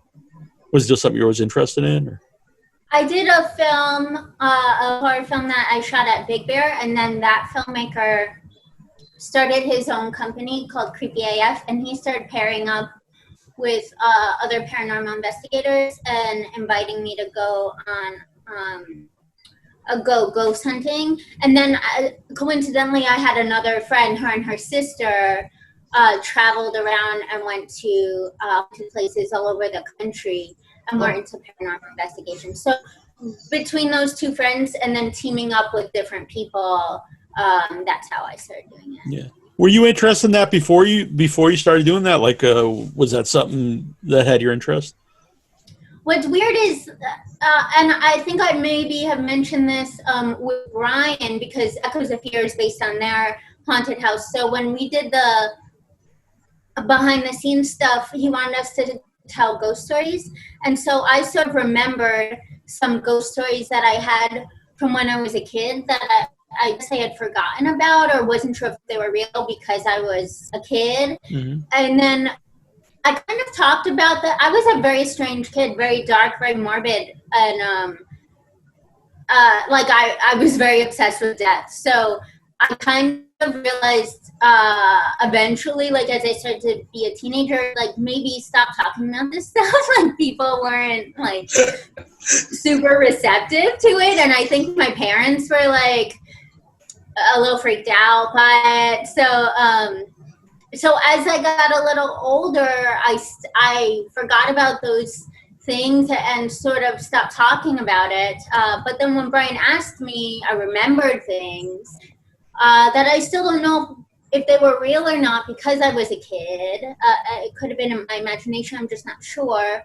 And so also around that time, I just started getting invited to go on paranormal investigations. So similar to how I started doing horror, it's sort of weird because it's something that like was in me as a kid. Mm-hmm. And then like I just sort of thought it was not acceptable, so I tried to forget about it, but then it's come back around in my life sort of it's like serendipity maybe. Yeah. I don't know. That's pretty cool. Yeah, this is. What are some of like the highlights you think, or most memorable ones you've had, like places you visited? Been to a bunch of places, and what I found is it's kind of hard because you're with people, right? And there's a temptation to manipulate things. If you're paying to go on a ghost tour, you know, there's a temptation to manipulate things because people want to see ghosts. But there have definitely been times, like one time I was in this brothel and we were talking about a brothel that is now a hotel, but it has a history. Okay. Like this deep, dark history. There's a lot of stories about it. And then one time we were talking about all of this, about the stories, you know, and the history, and there was one construction worker that killed himself while he was working, and we were kind of talking about this fellow, and the light bulb started to burst, which I thought was pretty crazy. You know, obviously it could be a coincidence, but up until that point on the investigation, there was this woman who was sort of hysterical. And I was very skeptical, you know, and not that she didn't believe whatever was happening, but I don't know that I believed it, right? I don't, but then when the light bulbs started to burst, several light bulbs burst, and I was really stunned by that. And then I've done some EV sessions where we play it back, and you know, some people will say like, oh, he said, help, help, I can hear it, and they'll play it, and I might not really hear like help. I try to be discerning. I try not to let other people infiltrate like my point of view too much, but I have definitely heard something, you know, that in response to a question that we've asked, that I didn't hear with my ear when we asked it. So there's been enough for me to be interested and still go, you know. Yeah. That sounds really interesting to me. Like, I'm not, I've always been really skeptical on things like that, but I also, at the same time, find it very interesting. Yeah, I'm very skeptical as well. And similar to film, most of it is just waiting around, you know? Yeah. And then things seem to happen at once. But there is a lot of waiting around if you're investigating something honestly, you know? Right, right. But it's fun, and I'm interested in history, so I like learning the history of places. Yeah, I know I asked you this like when I think probably the first time we had you on. Have you ever been to the Museum of Murder, or is the Museum of Death? No, I've actually meant to go many times. I know which one you're talking about. I've been invited to go a handful of times, and it has just never worked out. But I'd love to go. I want to. Yeah, I loved it. Went years ago when I was in LA, and then I stopped this last time in December, but I didn't have time to actually do the tour again. But I went in there and I bought a new hoodie because my old one didn't fit anymore. But yeah, no, it's a really wild place, and it's not for everybody. But I think you would like it. I guess you're dark and strange like myself, but especially the first room is all the art by serial killers, which it really is like dark and strange to look at, but it's also really, really interesting. And Casey had some very interesting art, huh? Yeah, he's there. Ramirez actually has stuff there. The Son of Sam. Some people I'm not familiar with, but it's just a really interesting place to walk around. It's not huge, right? It's not like, you know, a lot of stuff in there, but it's definitely worth going and checking out. This is my cat. Ah, it's very cute. It almost sounds like a patch over his eye. Yeah.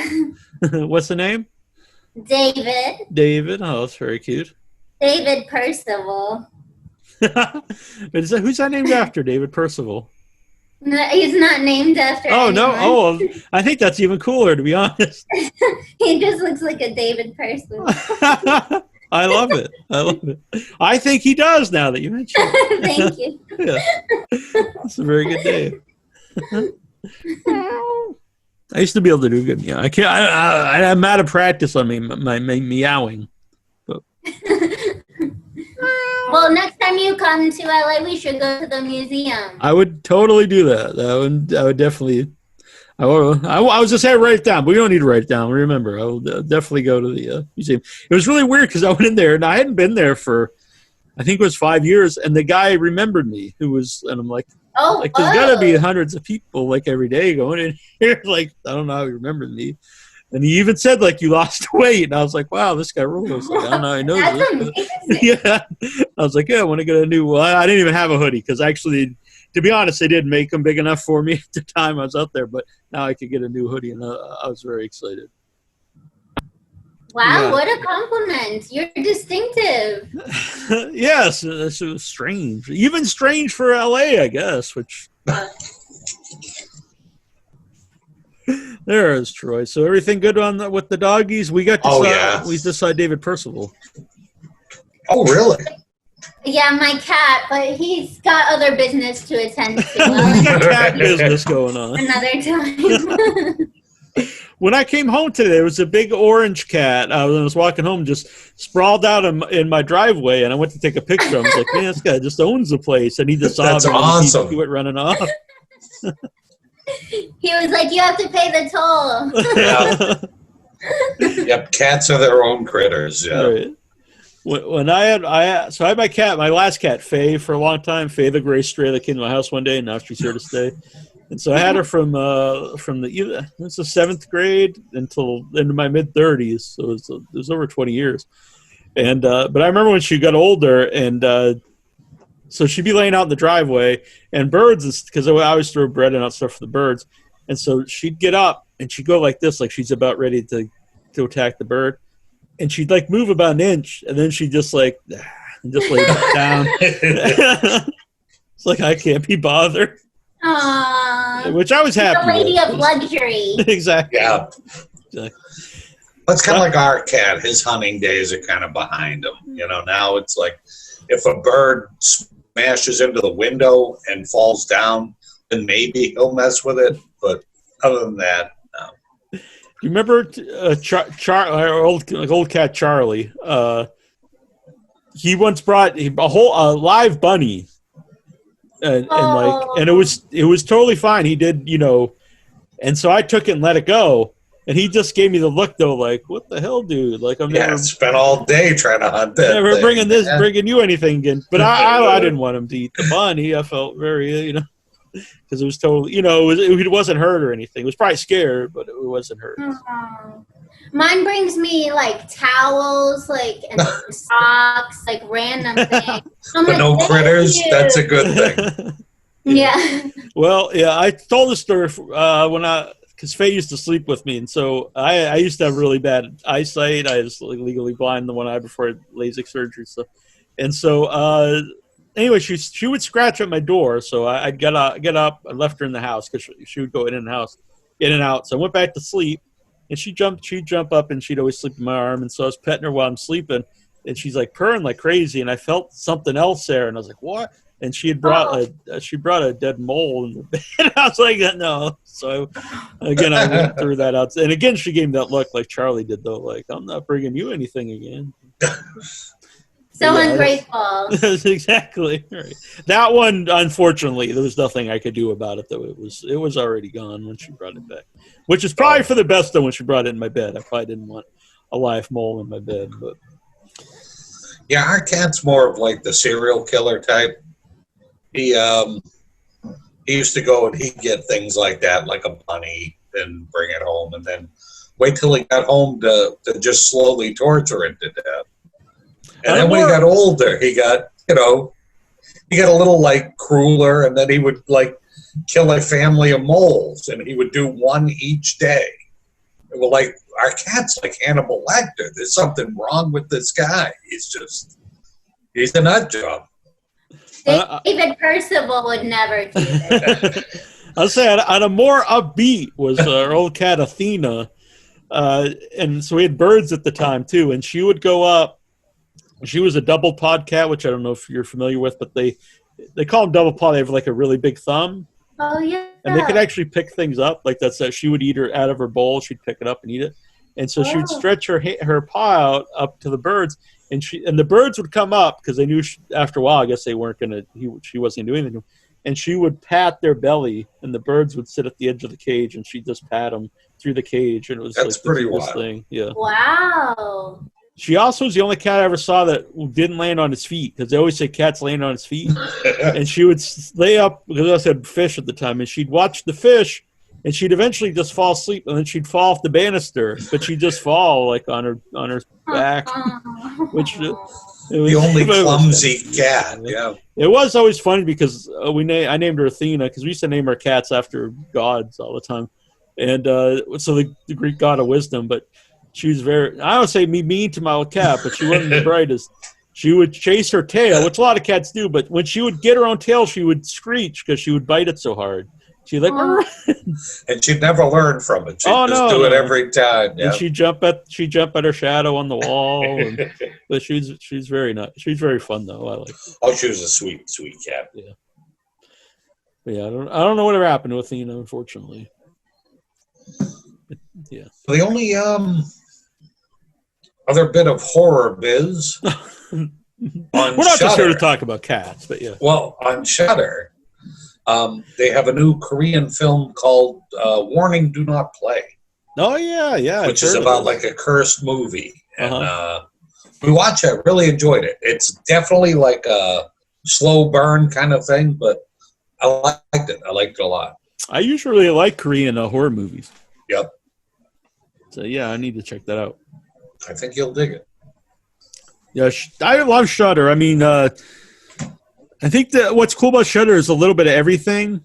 Like, you know, they have a lot of older movies, and they have a lot of obscure, like, independent, well, even just obscure movies from the 80s and stuff. Not even just, like, the big, you know, name movies. And then they'll have a lot of independent stuff. And then, of course, you have Joe Bob. So it's like a really good mix of, you know, everything for any type of horror fan.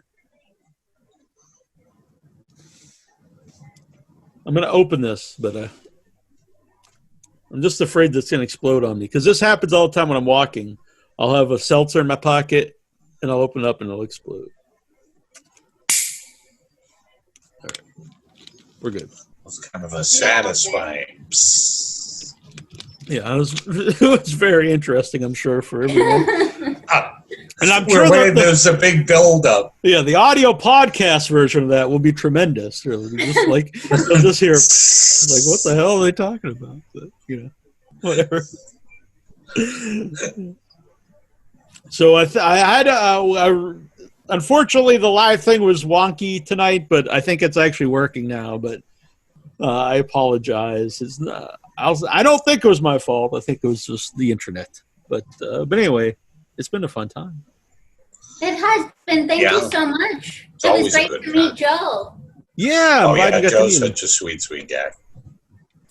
Yeah. And I didn't get, I've not met him in person, like I said, but hopefully next time when I'm out there, we'll all meet Joe. He actually was sending me videos when I was out there when we were making the movie. Because he actually wanted to be there. I can't talk too much about the movie, but yeah, because he has a connection to it. But yeah, Joe's man. Super nice. He seems just seeing him on like the videos that he's like a big giant guy. Yeah, I don't think he's. I'm expecting he's like 6'7" or something. I think he's fairly short, but I think he's very bulky. He is, but I just kind of picture. As in, like he's buff. Like I know that. Yeah. He'll beat me up. But that's not saying a lot because that's not very impressive. Yeah. But I have never. This is a true statement. I've never lost a street fight. That's true. Or a death match. That's true. The fact I've never been in one does not make that statement any less true. I've also never won one either, apparently, I guess. But now you don't need to tell people that. That's right. Go figure.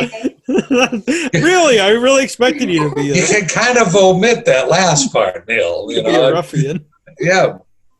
All right. Well, very good. I don't want to bring this, but if whatever happened, we're out in L.A. and and something goes down, neither of us will help the other one out. You'll just both be innocent. We'll just call David Percival. There we go. You will come and save the day. Yeah. Yeah. But have you ever been to Trejo's Tacos? It is. No, I haven't been. Oh, really? What kind of LA person am I? No, I haven't been. I should go. Yeah, it was good. Well, I'll put that to the list too. We'll go get tacos and maybe Danny will be there because it's always fun. Like because whenever we're at a horror convention and he's there. He's always a super nice guy, but he's a little standoffish. until he sees Neal, and then he gets all excited. So like people are like, Danny, can we get a picture? Oh, sure, man. Okay, all right, see ya. And then he sees Neal and he lights up and he's like, Neely, and he goes over and gives him a big bear hug. It's great. He could help us out in a street fight. That's That true. is He very might be true. the guy I to think have. so, yeah. Yeah, We're gonna not call my Dave. David Percival. Yeah, we don't want Percival getting hurt. Yeah, No. That's Yeah. true. but yeah, it was, Danny Trejo's awesome. This was the first time I had jackfruit, a jackfruit taco. So I was, Oh, wow. I was with Michael and Sophia, and they were doing the vegan tacos. So I tried the jackfruit, and I'll be honest, if I wouldn't have known, it really did just taste like pulled pork. Did it really? Yeah. Oh. I liked it.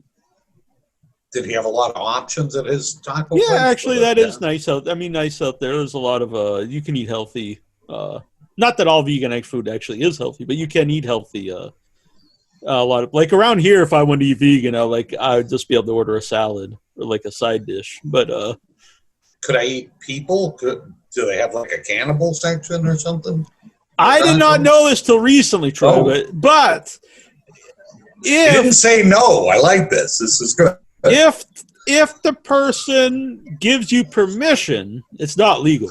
But if the person gives you permission, it is vegan, because vegan is about permission. So, like an animal can't give you permission to eat them, but a person could. So technically, you could. So that vegan German guy that and got be a the cannibal. person to eat that, yeah, he would have been all right in the vegan like lifestyle. All right, this is cool. Right. So you'd still be arrested. All right, But you'd be vegan. all right. So I don't know what that says, but I thought I'd put that out there for everybody. It's options. It's all about options. Right. Yeah. But no, it was a good time out there. Good food. Good. Yeah, it was a good time. Something in my pocket. I see Gorgo on your shirt, but he didn't make Oh yeah, I should mention this. This shirt was bought for me. I always feel silly. I'm saying everything's bought for me, but my friend Chi-Town Matt got me this at C2E2 in Chicago. Right before everything happened. It was like one of the last trips I took. So that was very cool. I dig the shirt. I like it too. Yeah, it's the 50th issue, I believe, of Famous Monsters of Filmland. Yep. The 50th anniversary issue. Oh, nice. Well, the shirt is. I mean, Pretty. it's not I'm not wearing the actual magazine. But yeah, it is. Tore the cover off and stuck it on that shirt. Yeah, I will admit I'm probably a little bit of a fraud because I have not seen Gorgo, but I'm wearing the shirt. It's not particularly good. Oh, really? But I feel like It's I should fun. watch it. Yeah. I don't feel right wearing a shirt of something I've not actually seen. But it said monsters on it, so I It's thought it was true. fitting for the show. It definitely is. And Gorgo didn't make anybody's list, but He did not. he could have. Maybe next time. All right. Oh, another one I thought I If we forget. do like giant monsters, he might make somebody's list. I did forget a couple honorable mentions. Humanoids from the Deep, not yeah. a great movie, but I like it, and I like the monsters. And Extra, also not necessarily a great movie, yeah. but I like the movie. And the monster is very cool. It's really The monster's strange. weird in it. Yeah. Yep. And it's a very weird. There's a very weird scene where a woman gives birth to a full-grown man. Oh. It's a very strange movie, and there's a panther in the movie. The movie doesn't make much sense, but It's all over the place. right. And Tim Dry, friend of the show, has been on the show many times. He plays the monster in it. Tim Gry's a great guy. I like him. Yeah. And then from that, he went on to do so he goes from Extra to a very little-known movie, Return of the Jedi. That was his follow-up film. Yeah. Yeah, he's a good guy. So anyway, so Deborah Lamb next week. We'll probably have some more stuff coming up too, because we'll probably be doing some cast and crew interviews at some point next week, Trista and I. That'll be a lot of fun. That sounds good. The followed interview, that will be up. It might be up by the time you watch this, unless you're watching live, which it won't be. But it'll be up Friday. It'll be up the 19th. We'll say that. So you check that out. There's every Saturday for the foreseeable future, there's a movie night, so you can go watch movies. I think Very nice. I always look forward to that. This weekend is not Greywood's Plot. It's the Good Exorcist, which is very fun. It's a horror comedy about an exorcist, and actually a good priest. Whoa! Stop now. Normally, if you see a movie, if you see a priest in it, he's either a pedophile or he's a demon or he's just a worthless drunk or something. Yeah. This movie's good. True. So I've always said I would like to do a movie where it's a priest, a Santa Claus, and a clown. And they're the actual good guys, but no one in the town trusts them because it's a priest. They watch movies. That's and true. Like, there's no way. You never trust you that can't guy. trust the clown. He's got to be like a demon or something. But they turn out to be the good people. But anyway, they beat me to it with the Good Exorcist because he's actually a good guy. So the Good Exorcist and One Must Fall. That will be this Saturday. I've actually, I really like both movies. I'm not sure if One Must Fall will actually play because they have not sent it to me. But hopefully it plays Saturday. The plan is for it to play Saturday. But if not, it'll be one movie. That'll be good. All right, guys. So anything else before we say goodbye for the week? I don't think I have anything left. All right. I do have one last thing. Oh. And then I think Trista has something. All right. I mentioned this before. So we used to have I used to do a prize wheel. And I still have it. It's ready to, I can't go get it. I could, I guess. But it's a big wheel, and I would spin it, and then I would put all these prizes on. It's very silly. I'm going to bring it back. It's very fun. So I'm going to bring it back for the show. I mentioned this on Facebook.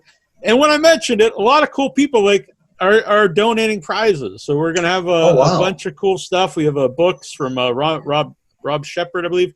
Some people sending movies. The Tomb of Nick Cage sending music CDs. Very nice. South Texas Underground Film Festival sending buttons and a couple T-shirts. So a bunch of cool stuff. And if you're out there and you want to donate prizes, I'll have an actual list, and I'll give you guys like proper shout outs and links on the website and all that stuff. But anyway, we'll think of some way to give them out. Maybe if you zoom in or trivia, I don't know. We'll figure that out. But we'll bring back the prize wheel, and we're giving out prizes here once in a while on the show. That'll be fun. Trista, what were you about to say? I'm sorry, I think I interrupted you. Oh no, you didn't interrupt me. Can I play? Am I allowed to play? Oh, I don't know if any of us should. Well, I'm fine. If I'm good with that. I'll have David Percival play. All right, that works out. That will work out. I'll send the prize to David Percival. I was gonna say I should say that Echoes of Fear is free on Amazon Prime now. That's very nice. I love the movie, and not just because Trista's here. No, that's how I met Trista. Just because I like the movie so much, and so it was very cool. And that all worked out well.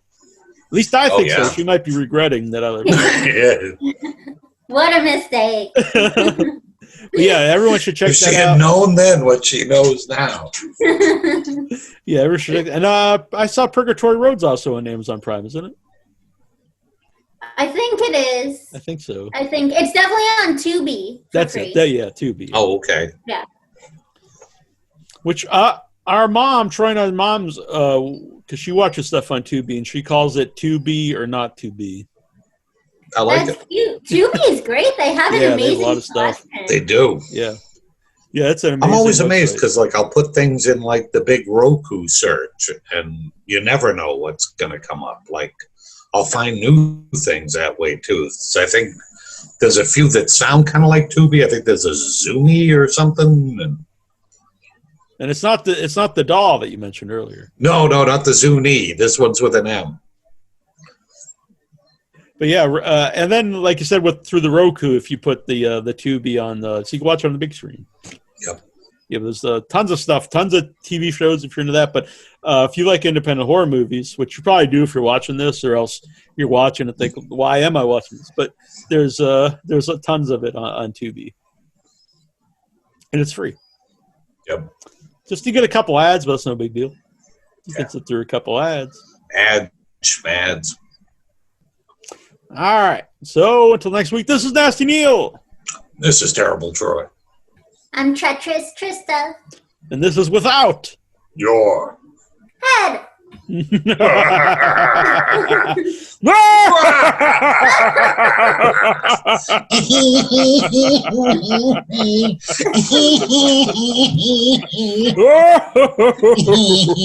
Hi, I'm Tom Savini, and you're watching Without Your Head. But why?